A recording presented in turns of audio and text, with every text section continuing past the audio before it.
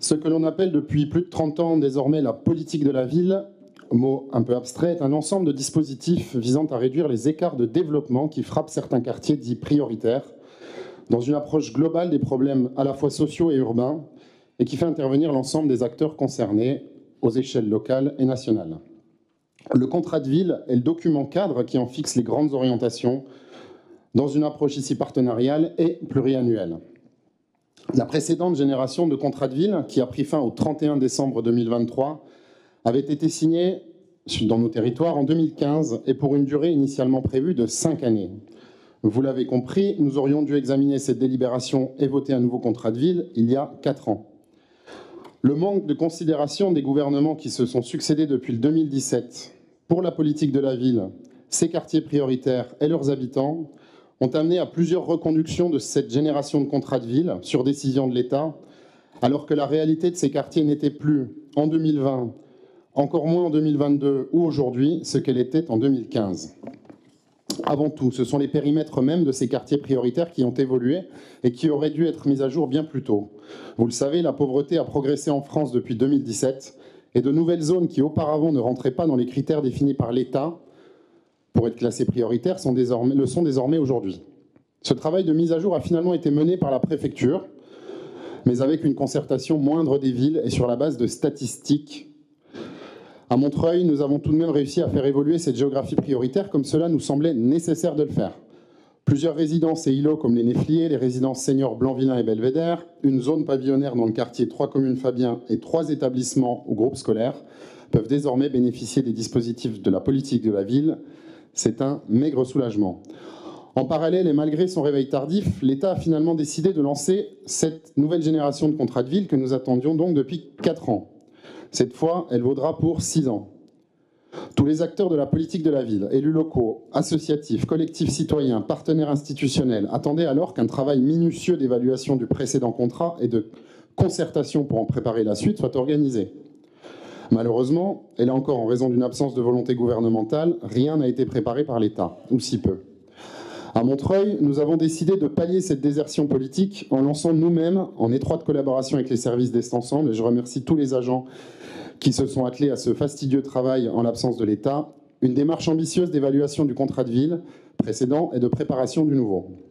Nous avons voulu y associer largement l'ensemble des acteurs locaux concernés, au travers de réunions participatives, de soirées d'échange organisées depuis 2022, le dernier atelier ayant eu lieu il y a tout juste de cela quelques semaines en mairie, ayant réuni près de 80 acteurs et habitants de nos quartiers prioritaires. Cela nous a permis de voir ce qui avait fonctionné et ce qui avait manqué au cours des dernières années, d'établir un nouveau diagnostic des besoins repérés dans les 5 quartiers prioritaires de la ville et de proposer des pistes d'action pour y répondre. Cela a ensuite été formalisé dans un document rédigé par les services d'Est Ensemble, puisque la loi prévoit que le contrat de ville soit intercommunal et piloté à cette échelle. Malheureusement, l'État n'a visiblement pas apprécié que nous fassions le travail que lui-même se refusait à faire. Les services de la préfecture ont donc préféré rédiger à la va-vite leur propre version du contrat de ville, beaucoup plus concise, pour ne pas dire lacunaire, et évacuant de nombreuses thématiques pourtant essentielles, telles que l'aménagement, la transition écologique, la participation citoyenne, la prévention de la délinquance, tout ça visiblement n'intéressant pas la préfecture. Le Conseil territorial d'Est Ensemble a donc été contraint de voter ce document initié par l'État, puisque c'est lui qui reste le principal décisionnaire et financeur de la politique de la ville, et que le dialogue avec la préfecture sur ces dossiers est devenu quasi impossible. Pour autant, et je parle ici au nom de l'ensemble de mes collègues élus à la politique de la ville sur notre territoire, c'est bien sur la base de l'évaluation et de la concertation que nous avons menée dans nos villes, avec les services municipaux et territoriaux, que nous réfléchirons et mettrons en œuvre ces dispositions dans les années à venir. Dans l'attente, nous devrons donc voter ici, à notre tour, et à la suite du Conseil territorial du mois de mars, le contrat de ville tel qu'il a été préparé par l'État, unilatéralement. Je finis par un propos un peu plus large sur la politique de la ville et son devenir, propos nécessaire, je crois, au vu du contexte politique national actuel, et puisque l'occasion m'en est donnée. L'arrivée au pouvoir de l'extrême droite aurait des conséquences désastreuses, nous le savons toutes et tous, sur la lutte contre les inégalités, quelles qu'elles soient. La politique de la ville, qui est l'un des leviers pour pallier les carences des politiques de droit commun dans nos quartiers les plus en difficulté, est clairement dans son viseur.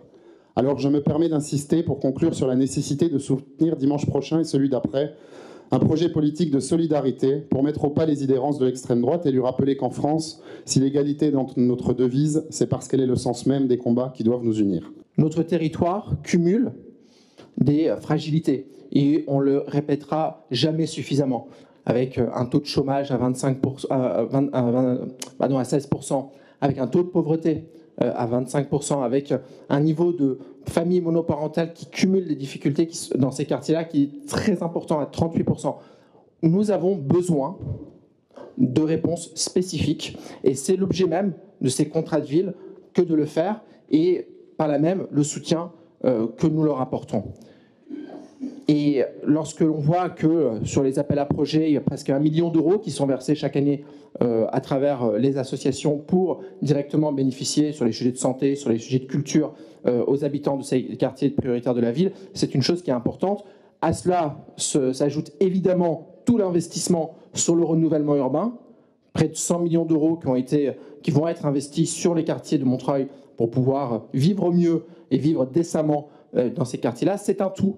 Le contrat de ville sur lequel je souhaitais insister et peut-être rappeler qu'il y a 2 choses sur lesquelles nous devons être particulièrement vigilants. La première, c'est que ce n'est pas parce qu'il y a des dispositifs spécifiques que le droit commun ne doit pas s'appliquer entièrement dans ce territoire-là. Ça a été rappelé il y a quelques semaines par l'ensemble des maires d'Est Ensemble. Nous avons dans ces territoires trop de retard en termes d'accès aux services publics sur tous les sujets qui font le quotidien. L'accès à la santé, l'accès à la justice, l'accès à une sécurité de proximité. Et donc c'est aussi ce travail de relier avec le droit commun ces territoires-là qui nous doit être dans notre radar, qui doit être un débat et une force politique à tout instant. Et pas seulement, même si c'est essentiel, les dispositifs sur le contrat de ville. Je dois dire mon étonnement quant au fait que l'analyse des besoins sociaux utilisés donc, date de 2020. Entre 2020 et 2024, il y a eu les émeutes en 2023. Au-delà, on est sur un territoire, donc le territoire d'Est Ensemble, qui évolue très rapidement. De 2014 à 2020, sur le territoire d'Est Ensemble, la population a augmenté de 1% par an. De 2014 à 2020, la population d'Est Ensemble a augmenté de près de 32 000 personnes, ce qui représente l'équivalent de la population de la ville de Romainville. Ce n'est pas rien et surtout, cela n'est pas sans incidence, je le crois, sur le recensement des besoins. Ce point étant posé, je voudrais centrer mon propos, et c'est là ma deuxième remarque, je voudrais centrer donc mon propos sur ce qui est, de mon point de vue, le point faible du dispositif, c'est-à-dire les mécanismes de suivi des engagements pris. C'est sur la question du suivi des engagements, à mon sens, que le bât blesse. Prenons par exemple l'abattement de 30% sur la taxe foncière relative aux propriétés bâties, dont sont bénéficiaires les bailleurs sociaux présents sur les quartiers politiques de la ville. À Montreuil, cet abattement représente 2 386 564 000 euros au titre de l'année 2023. Cet abattement est consenti par la ville en contrepartie d'un engagement du bailleur, notamment à une meilleure gestion de proximité. Force est de constater que sur le terrain, cet engagement est difficilement perceptible.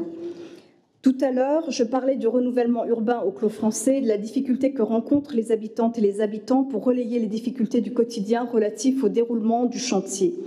Quand j'avais en son temps interrogé sur une maison du projet implantée dans le quartier pour être un lieu identifié pour servir d'intermédiaire entre les habitants et les différents intervenants, on m'avait expliqué à l'époque que l'ANRU ne finançait plus ce type de dispositif.